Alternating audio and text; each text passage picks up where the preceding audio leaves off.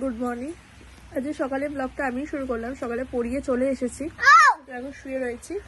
আর আমার সামনে গোলো লিখছে, দাঁড়াও দেখাই তোমাদের। কি লিখছিস এটা? কি বানাচ্ছিস গোলো? আর দেখো আজকে সারা দিন বৃষ্টি, আজকে রেনি ডে। দেখো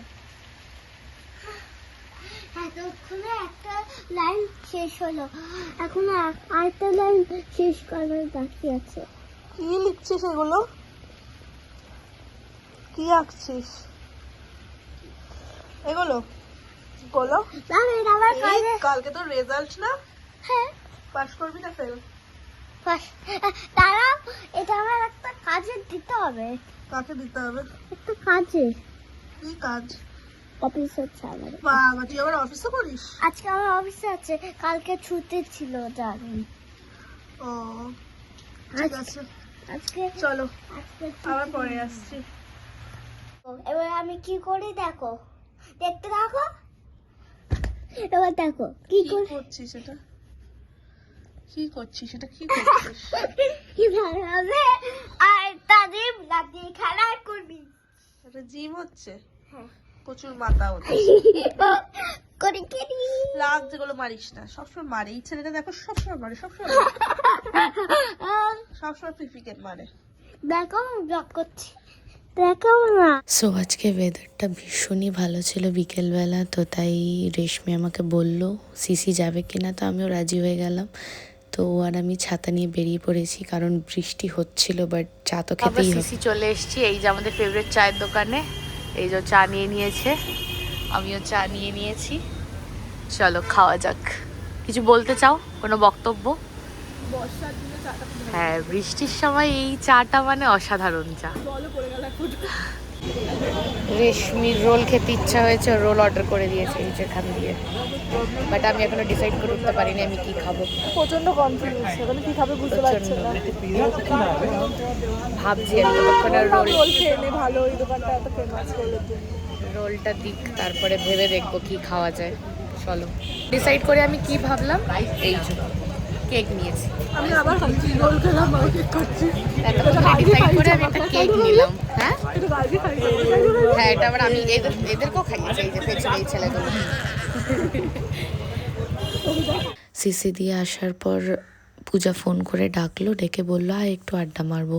গেছি, তারপর রেশমি দেখো কি করছে।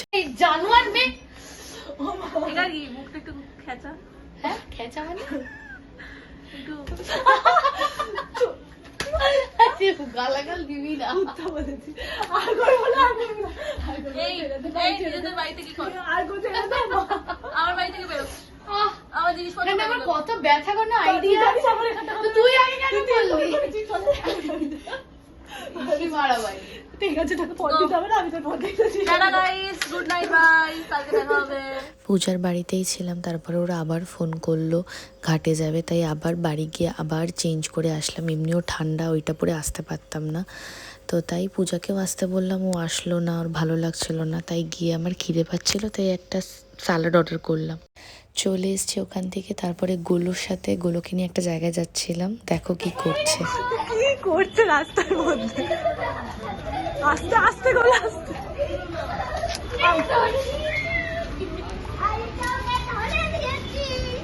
রেশমি টাকা তুলতে গেছিল এটিএমে, আর গোলোকে দেখো কি করছে ও দুষ্টুমি। ঢুকে যাচ্ছি আমি।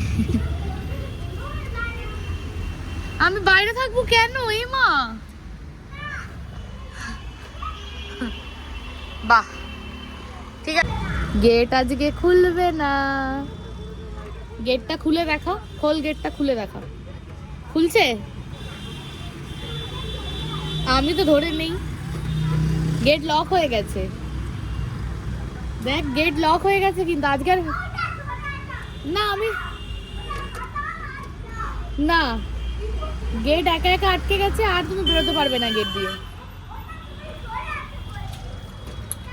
এত রাতেও আমি অর্ডার করি, বাবা কোন দিন বার করে দেবে বাড়ি দিয়ে আমায়। সো হাই গাইস, এখন বাজে রাত 1টা।